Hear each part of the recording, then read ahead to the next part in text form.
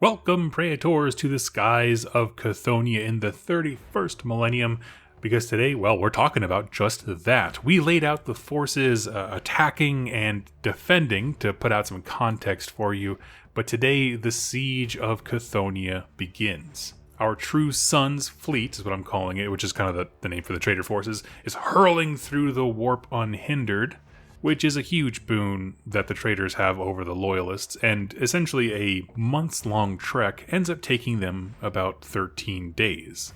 But as they are warping into the system, basically there's kind of a cost to doing that, and that is cohesion. The traitors' forces begin arriving kind of piecemeal, like the faster, lighter ships will arrive first, with the bigger carriers that are moving things like Titans coming in later. Everyone is just so angry and aggressive and ready for a fight that they didn't care. There's like, whatever the fastest route is, boom, we'll take it. And their logic is pretty sound, right? It doesn't matter how piecemeal we come in.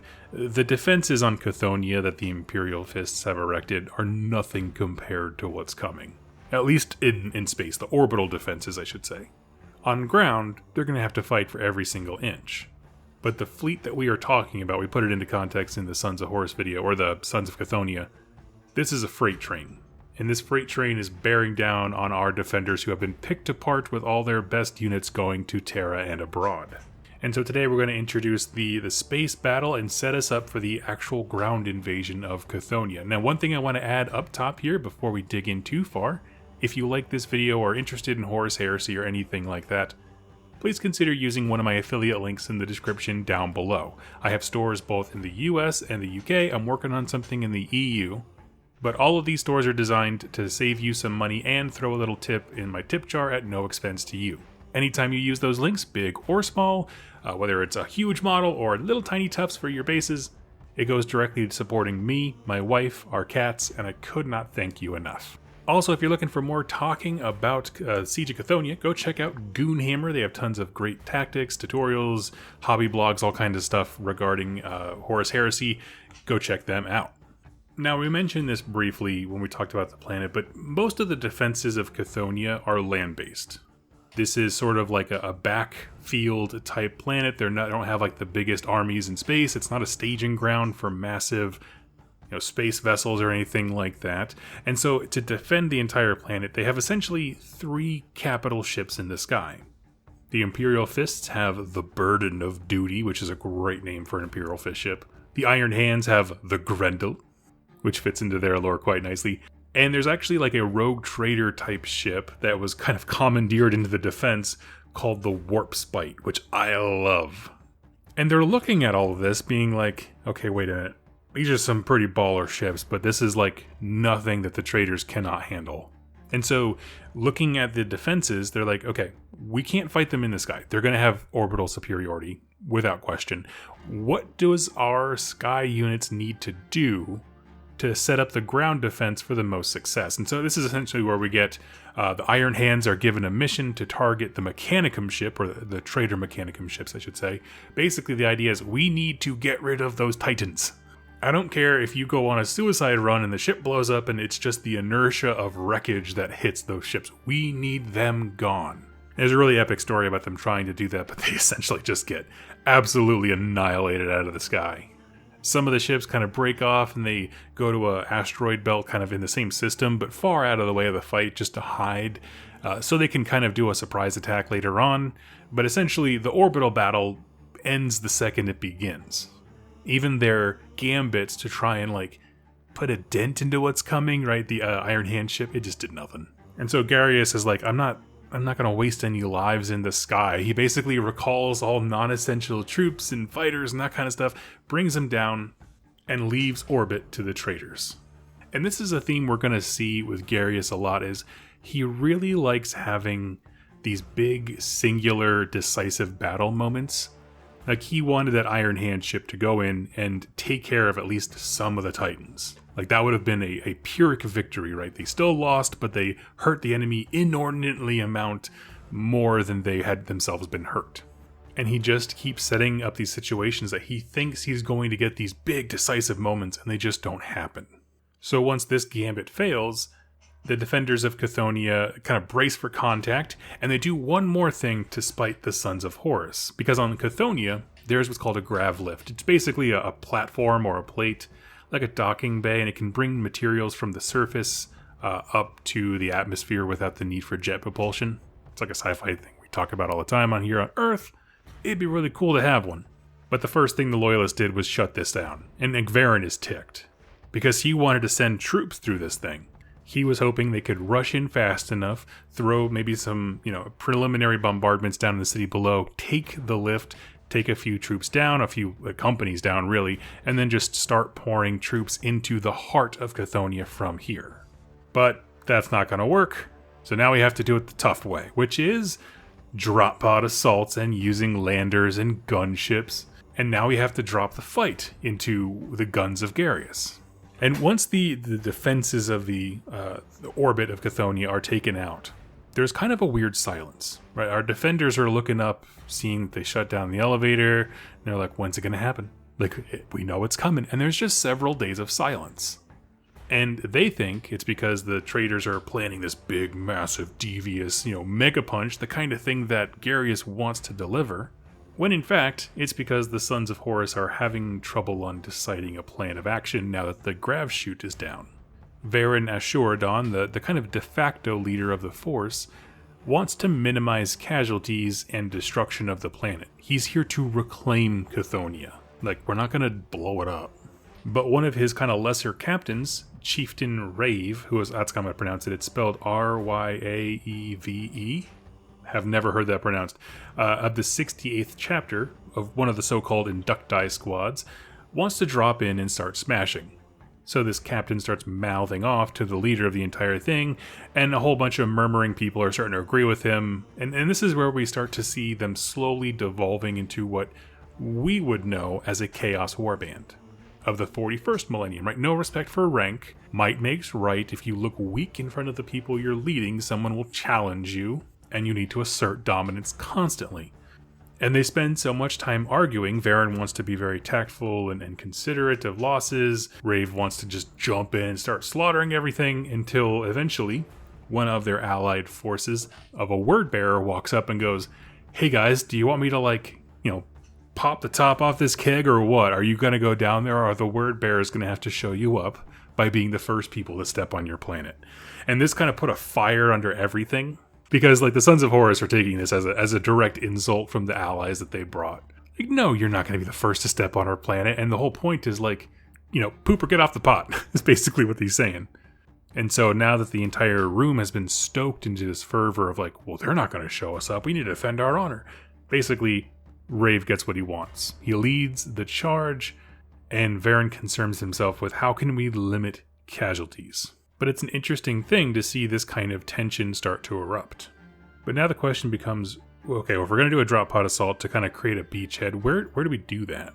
And they went for a very interesting location. On Cthonia, the one major hive that we had talked about is Trader's Gate. This is the one major city, used to be called Lupercal's Gate, and built just outside of that is a structure called the Presidium Arx. It was put there while the Imperial Fist were bringing the planet into submission. And from orbital scans, it seems to be kind of like the new brain of the defenses of Cthonia. Whatever defense grids and monitoring they have rigged across the hive, it kind of all seems to feed here. It's the neural network of it, if you will. So the plan is, we're going to take that out. If we have to drop pod assault, we have to blind our enemy, and that'll help kind of discoordinate them. We can then coordinate and rally on that point. And hey, maybe even if we're lucky, we can flip the cameras and then we'll have all the intel. That'd be awesome.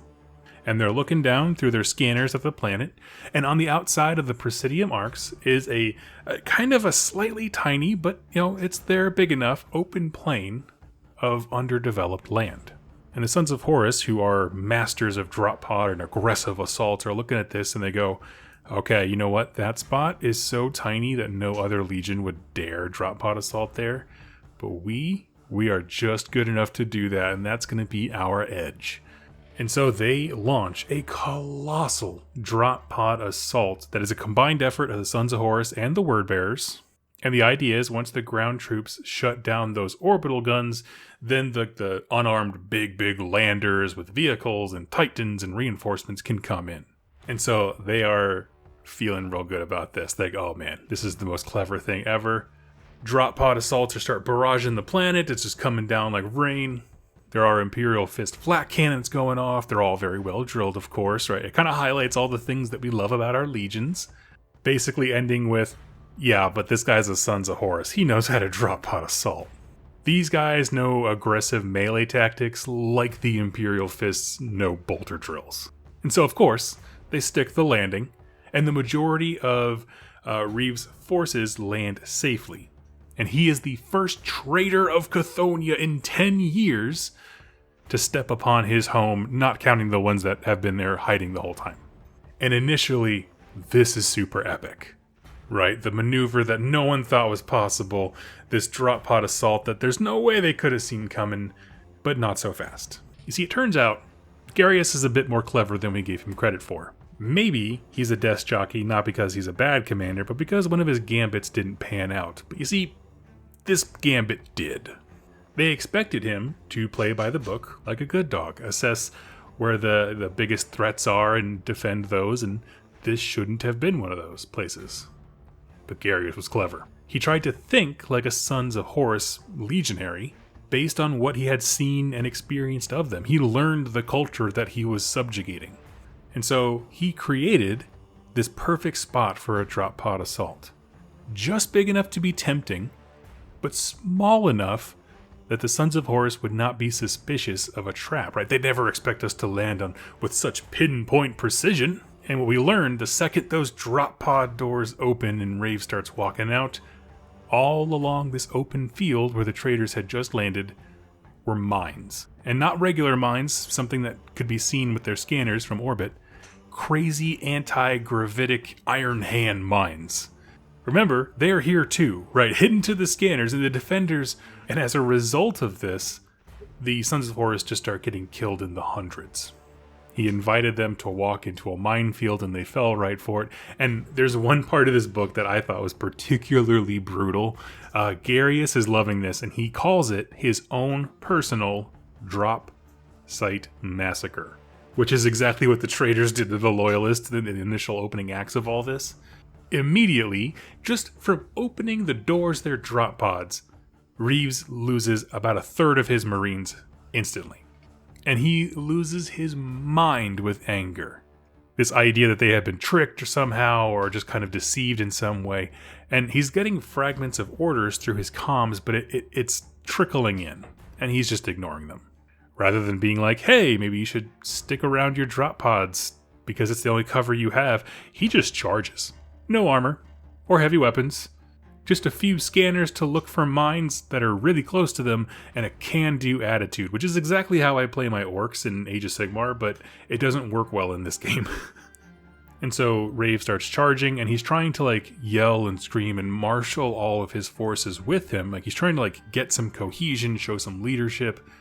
And as they're kind of, the survivors, I should say, are kind of coalescing into an army again, there's a massive blinding light at the dead center of this minefield, and boom, Raven Guard Terminators teleport in, rocking the dual lightning claws, and they just go to town. Right? These are the most extreme veterans of a shattered legion that's seen a lot of war, versus the Inducti, which are the greenest of the green Space Marines that have a numerical advantage, but they do not have the combat experience to do anything to these Terminators. Reeves sees this and he's like, well, if we just swarm over them, we could probably take them out if we just try real hard. So he's trying now, instead of rallying his troops into a warband, just basically everyone dogpile the Terminators. And as he's bellowing out these commands to regroup, he immediately takes a line shot to the chest and is gunned down. It's artificer armor, so, he still survives, but he is deeply wounded. As Catus Nex, a Raven Guard assassin, lowers his rifle. Basically, he was sitting back there waiting for one of the Inducti to raise their heads as the leader and was waiting to snipe them out. And with that, the assault is broken. Once the leader who was kind of corralling the madness is kind of put down, it just breaks apart. Elements of the 5th Sons of Horus are able to fly in, presumably. They've taken more control of the sky. I feel like maybe it was just the big unarmed landers that couldn't get in, but a couple of Thunderhawks come in, rescue as many Sons of Horus as they can, and extract the survivors and a downed Chieftain Raise back to safety. So, without question, the opening assault has been a spectacular failure, right? Nothing but losses. Now everyone knows that they're here. They know what numbers they're in. They can see disunity, and the cracks in the Legion are really starting to show. But kind of in a fun way, because we see the Traitor Legions get darker and darker, but we have them in a weird situation where they want to completely kill the enemy, but defend what's there. We want the Iron Fist gone, we want Cthonia whole. And this was a defense that was really meant to blunt the assault. I absolutely loved it. I'm excited to see what else Garrus has for us, because quite frankly, they're not known for being clever. I mean, and I say that in the internal narrative sense of the Sons of Horus, their understanding is that the Imperial Fists are not creative when it comes to, I guess, warfare? I don't really know. They look down upon them oh, surely we're smarter than them. They play by the rules too much. However, one thing does really matter when it comes to this opening act is that once those forces get back to orbit, not a single person questions the decisions of Varen Ashuradan anymore. He was the smart one before. He was like, we don't need to just drop pod into the center. Why don't we pick somewhere else and rally our forces, minimize losses, plan out our supply lines and that kind of stuff. And that's when everybody else was like, no, we're just going to pop in and start punching people in the face. Well, they got humbled enough to heed him. And so now essentially everyone's looking at Varen being like, okay, you know what? We learned our lesson. We cool? What is the plan, boss? And he tells them, so I'm just going to set this up for the next episode. He wants to go to a region just outside of the Presidium Arcs' guns, kind of on the far side, way away from the minefield, but still in traveling distance of it. He wants to go down there and just create a tiny little temporary base. He wants to go down there, deploy everything, fight them on ground, rather than some kind of super aggressive, headlong, surgical strike assault. He wants to go for conventional warfare. For a few reasons. He wants the control that it offers, so this way they're not destroying the planet by accident by just having a bunch of psychopaths unleashed on the planet. We can draw out and pick apart the Imperial Fist defenses. We can then scout them if we're on the planet, hidden amongst them kind of a thing. It's just a different kind of warfare, and it's what Varen wants to do to limit all the damage and whatever that's going to happen to the planet. And so his ships kind of slightly move across the orbit, resting on a different hemisphere. Again, hive cities are so massive, it's just on the other side of it. But it moves them out of the guns of the Presidium Arcs. So as I end every video, let's talk about why is this cool. We kind of touched on it here towards the end, but the idea of seeing the Traitor Legion start to fall apart into what we know them as is a great deal of fun. And it makes a great mirror to the discussions that are going to happen in our next video, where the Loyalists also have these kinds of decisions. Not because they're trying to, compete to be the Chaos Champion, of course, but because this is going to be a fight that pulls them in a lot of different directions, and there's a lot of different leaders or personalities within the Loyalist host that are going to make that difficult. For such an epic assault to misstep initially so hard is really embarrassing. But it's nice to know that my boy Varen had nothing to do with it, I guess. Now, one thing I do want to say here at the end, if you're interested in seeing how these missions can be played out on the tabletop, I actually guested on, there's another channel here locally called Improbable Wargaming, and I hang out with their host Trevor, and we hang out and do Horus Heresy games. We actually recorded the narrative mission for this, it was tons of fun. We had 5 drop pods from the Sons of Horus on the table, gravitic mines that pulled people towards them and annihilated them. It was a fantastic game. I highly suggest you go check that out. I'll leave a link to it in the description down below. The line where he called it his personal drop site massacre, I was just like, oh, that's deep. That's a deep hate right there. I thought that was pretty epic. Anyway, let me know your thoughts about this story on the comments down below. I'd love to hear it, read it, and let me know what you're excited for when it comes to the further story of the Siege of Cthonia. Thank you all so much for watching and listening, and I'll catch you next time. Happy wargaming.